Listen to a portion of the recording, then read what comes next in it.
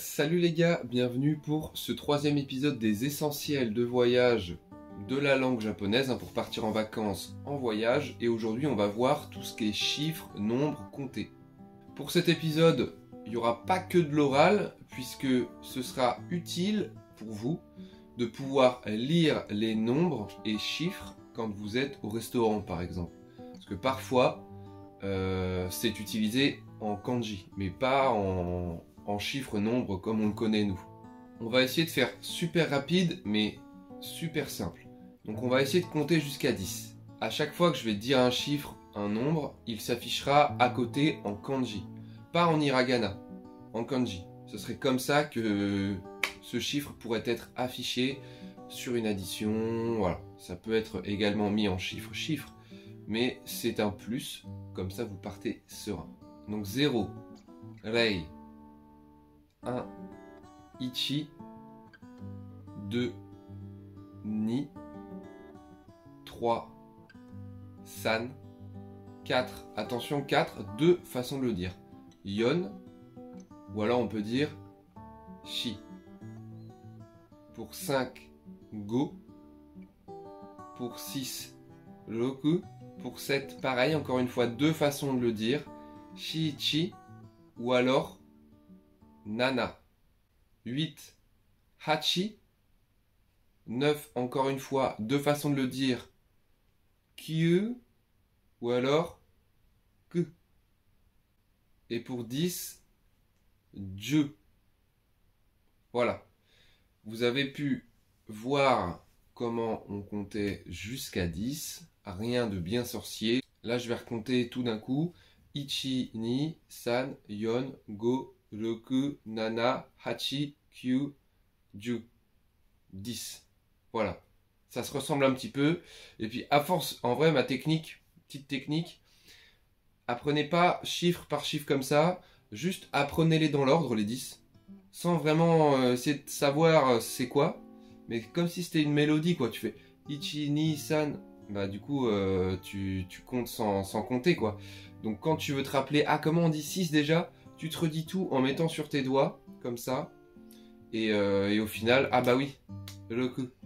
Mais de base, t'as pas appris tel chiffre égale tel truc. C'est pour les gens qui ont du mal à apprendre. Si jamais, pour vous, pas de soucis, voilà. Mais je sais qu'il y a des gens, il faut qu'ils se visualisent des trucs, qu'ils fassent ça en chanson, des trucs comme ça. Donc voilà, mon conseil, c'est de tout apprendre d'affilée, les 10 d'affilée, comme ça. Tu les as. Et juste, il te faut 10 mots, comme ça tu sais que tu as les 10 dans un ordre. Et après, bah, tu les ressors en comptant sur tes doigts. Vous le savez, au Japon, la monnaie c'est le yen, et du coup il y a beaucoup de milliers, 10 000, millions, voilà, dans la monnaie. En fait, il n'y a pas de centimes, quoi, tout est défait. C'est comme si c'était que des centimes par rapport à l'euro, si vous voulez. Donc vous aurez besoin des grands nombres. Voilà, vous aurez sûrement beaucoup de paiements à 1000, peut-être même 10 000 yens parfois, parce qu'en soit 10 000 yens, avec le taux de change actuel, c'est 60 euros. Donc vous aurez sûrement pas mal de paiements à plus de 10 000 yens. 1000 yens c'est sûr, il y en aura tous les jours au quotidien. Donc il faut savoir dire 1000 ou alors le lire si besoin. Pour dire 100 déjà on dit hyaku. Pour dire 1000 on dit sen. Pour 10 000 on dit man. Maintenant on va voir la construction des nombres. Alors bien sûr il y a des exceptions, tout ça machin. Mais on peut avoir une sorte de pattern de construction de nombres. Donc par exemple, pour dire, je sais pas, on veut dire 34. Voilà. Donc on va dire, dans la construction, là je vais d'abord le dire en français, 3, 10, 4. Donc en gros, 3 dizaines, 4. Donc on va dire 3, donc san, le 10, donc ju, donc sanju, c'est 30 sanju d'ailleurs, et 4, donc yon. Sanju, yon, 34. Vous avez capté? Donc pour dire les dizaines, vous avez compris, c'est simple. Tu dis ju et juste avant tu mets le chiffre de la dizaine. Mais il y a des exceptions. Il y a des nombres, en fait, ça se dit pas vraiment avec cette façon-là. Déjà, quand on veut parler de la dizaine supérieure à l'unité, donc de 11 à 19, on va dire l'inverse en fait. On va dire ju ichi. Donc en gros 10 plus 1. on veut dire 2. Ju, ni. Donc 10 plus 2. Vous avez capté? Mais du coup, pour 20, eh bien, comme je l'ai dit tout à l'heure, on va dire l'unité suivie de la dizaine. En gros, 2 dizaines. T'as capté? Donc 2 ni et 10 ju. Donc ni ju. 20. Voilà. Je vais pas aller plus loin sur ce truc-là. C'est la logique, vous l'avez. Après, à vous de voir, est-ce que vous voulez vraiment savoir bien compter? Ou alors juste comprendre comment ça fonctionne vite fait et lire des prix, tout ça, machin. De toute façon, dans les magasins, rassurez-vous, dans les magasins, je dis bien, c'est toujours écrit 1000 quoi. Voilà, tout le temps. Donc pas de souci. Mais parfois, sur certaines notes de restaurant, ça peut arriver que ce soit écrit en kanji. C'est pour ça. Vaut mieux, des fois, juste les avoir vus. Comme ça, ah oui, ce kanji-là, je sais que c'est un nom, machin. Il y a également des exceptions au niveau des centaines, bon, qui vous serviront sûrement pas. Je vais quand même vous les dire rapidement. Pour dire 100, on dit hyaku. Mais pour dire 300, on va pas dire san hyaku. On va dire san byaku. Pour 600, c'est pareil. Ro pyaku. Pour 800, c'est pareil. Hapyaku. Pour les milliers, également des exceptions. Au lieu de sen, pour 3000 san sen, on va dire san zen. Et pour 8000, ha sen. Ok? Bon. Maintenant qu'on a vu ces petites exceptions, on va passer aux compteurs. Qu'est-ce que c'est les compteurs? C'est une notion que nous on a, mais qu'on n'a pas tant intégré que ça, on l'a un petit peu oublié. Nous, pour qualifier tout objet, genre par exemple là j'ai un ordi, donc un ordi, une voiture, un humain, un plat, un billet, un chat, toutes ces façons de qualifier le nombre de choses, d'êtres vivants, d'objets, de plats, de billets, en fait nous on le dit de la même façon. 2 tables, 2 radiateurs, 2 arbres, 2 chiens. On s'en fout, nous. Et ben, au Japon, c'est pas du tout comme ça. Ça, c'est un des trucs les plus relous. Dans ce pays-là, en fonction de l'objet que tu veux compter, on va dire, tout change. Voilà. C'est pas la même chose. Il y a un compteur avec le chiffre, tu vois. Mais pour tout, hein. Pour tout.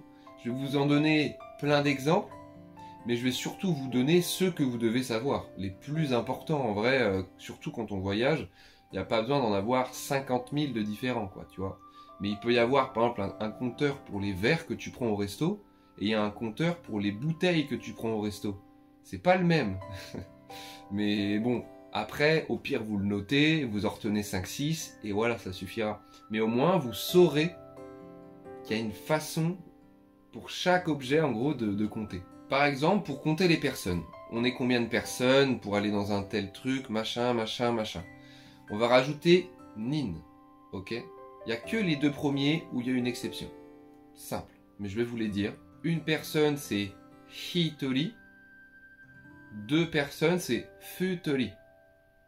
Et ensuite, ça se construit toujours sur la même base. Genre, par exemple, 5 personnes, go nin. On dit le chiffre plus nin. En gros, nin sert de compteur pour les personnes. Retenez juste ça, nin. Et les 2 premières exceptions pour 1 ou 2. Si vous partez à 6, jamais vous aurez besoin des exceptions là. Retenez juste 6 personnes. Comment on dit 6 personnes? Voilà, tu dis 6, roku et nin. Roku, nin, 6 personnes. Simple. Donc tu arrives dans un resto, tu fais ça et tu dis 6 personnes. Par exemple, si jamais tu es vraiment en mode je veux me démerder comme je peux. Je vais vous donner un compteur, c'est le cheat code celui-là. C'est le compteur de trucs en gros. En vrai ça veut dire ça, un peu truc. Voilà, 6 trucs. C'est un peu le fourre-tout, le truc qui sert à tout. Faut le connaître celui-là. Si tu n'as pas le compteur de ce truc-là, eh ben, tu vas dire ce truc-là, tu vois. Tu vas pas dire celui des verres ou des bouteilles ou des chats. Non, tu vas dire tsu. Tsu, c'est celui qui sert pour tout. Malheureusement, il ne s'utilise que jusqu'à 10, mais je vais du coup vous lister comment vous expliquer comment on prononce ces 10 façons de compter. Pour 1, hitotsu, futatsu, mitsu, yotsu, itsutsu, mutsu, nanatsu, yatsu, kokonotsu et to. Tout s'est affiché, tout est encore là. Prenez une photo, faites pause, un screen, vous l'aurez. Voilà, je pense que c'est bon. Mais ce compteur-là peut vous aider dans des situations où vous n'avez pas en fait le compteur qu'il vous faut pour qualifier tel objet, tu vois. Donc c'est vraiment truc quoi. Ouais, je veux 3 trucs et tu montres au pire et ça va t'aider, tu vois. Je vais maintenant vous donner quelques exemples de compteurs, hein, qui voilà, vous les prenez ou vous les prenez pas. Donc maille pour les objets plats et fins, t'imagines, c'est-à-dire qu'il faut qualifier les objets plats et fins. Donc là en exemple, feuille, assiette, vêtements. Satsu pour les livres, cahiers, magazines. Hon pour les objets longs et fins, donc stylo, bouteille, parapluie. Ko pour les petits objets, pommes, œufs. Hai pour les tasses, verres remplis de liquide. Soku pour les chaussettes, chaussures par paire. Pour s'aider, il faut juste se dire qu'on compte et on rajoute un truc qui qualifie. Faut pas se dire que c'est un compteur en mode oh c'est l'horreur, et il n'y en a pas non plus des milliards des compteurs. Il y en a plein. Mais en gros c'est tu comptes et tu signifies, comme si c'était un mot à part quoi. Faut pas se dire que c'est un compteur, tu vois. Dans les plus courants, il y a pour les animaux, hiki pour les petits animaux, donc chat, chien, poisson, wa pour les oiseaux et lapins, to pour les gros animaux. Pour les véhicules et appareils, on utilise dai. Pour les bâtiments, ken pour les maisons, to pour les grands bâtiments. Vous voyez qu'il y a des choses qui se ressemblent. To pour les gros animaux, to pour les grands bâtiments. Il y a quand même un petit pattern. Pour le temps, nen pour les années, jetsu pour les mois, nichi pour les jours, jikai pour les heures, pun pour les minutes, bio pour les secondes. Retenez pun pour les minutes, bio pour les secondes. Et puis pour dire les années, les mois, tout ça, machin, nen, année, jetsu, mois, nichu, jour. Voilà. L'âge se compte avec le compteur sai. Exemple, si jamais je veux dire que j'ai 6 ans, roku, donc 6, et sai, année, donc 6 ans, roku sai. Ça va pour l'instant ? Comme je vous l'ai dit, tous ces compteurs, ce sont des exemples. Au moins, c'est pour vous donner la logique, le truc comme ça. Voilà. Retenez, si vous voulez, les minutes et les secondes pour peut-être vous aider. Mais c'est pas ceux-là qui vous seront très utiles lors d'un vrai voyage. Je vais vous les donner maintenant, d'ailleurs. Donc, pour les restaurants, nin, comme je vous l'ai dit, pour indiquer le nombre de personnes. Ça, on l'a déjà vu ensemble. Hai, pour commander des verres, tasses de boisson. Hon, pour des bouteilles de boisson ou de la nourriture de forme allongée. Pour les transports, dai pour compter les véhicules, voitures, vélos, donc genre tu veux louer combien de vélos par exemple. Mai pour les tickets, les billets, pour les transports, hein, genre tickets de bus, billets, voilà. Pour des achats, chaku pour les vêtements, soku pour les chaussettes, chaussures, et satsu pour les livres magazines. Au pire, utilisez dessous le compteur universel, mais normalement, vous avez toutes les clés pour pouvoir partir. Moi, je vous conseille, c'est dans les trucs les plus durs et chiants. Mais il ne faut pas vraiment toujours tout comprendre. Le but, c'est juste d'apprendre là. Vous notez les compteurs que vous voulez sur des feuilles de papier. Rappelez-vous que là, en partant de France, vous avez plus de 10 heures de vol, hein. Donc, vous pouvez juste vous noter à l'avance tous les cours que je vous dis là, à l'avance sur un papier, parce qu'il n'y aura pas forcément de réseau dans l'avion si vous ne payez pas l'option, quoi, selon les compagnies. Et vous révisez tranquillement, toutes les heures, vous relisez la fiche. Pas un gros tryhard de 10 heures dans l'avion, mais vous apprenez des mots-clés, des petites notions vite fait, un petit essentiel.